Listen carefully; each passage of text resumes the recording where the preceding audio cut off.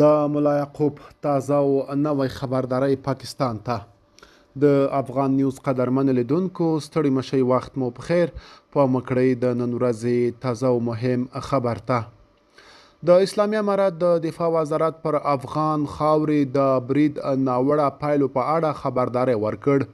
د سرپرست حکومت د دفاع وزارت د پاکستان د دفاع وزیر د تازه څرګندونو په غبرګون کې ویلي چې د افغانستان د ملي حاکمیت د نقض په اړه هر ډول نظر ورکول یو ناسنجول شوی عمل دی او د اوبو خړولو لپاره یوه هڅه ده. د پاکستان د دفاع وزیر خواجه آصف تازه ویلي وو که اړتیا پیښه شي د افغانستان په خاوره کې به پاکستانی طالبان یا TTP په نښه کړي. د اسلامي امارت د سرپرست حکومت پرون جمعه ناوخته پر ایکس یوه خبرپاڼه کې خپره کړې چې پکې لیکل شوي که په هر نوم او پلمه د افغانستان په خاورې برید وشي د پایلو مسؤلیت به یې د هغه چا پر غاړه وي چې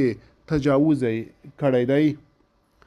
په خبرپاڼه کې لیکل شوي د پاکستان مشرتابه ته پکار ده څو هیچا ته اجازه ورنکړي چې د حساسو موضوعاتو په اړه دا ډول حساسیت پارونکي خبرې وکړي.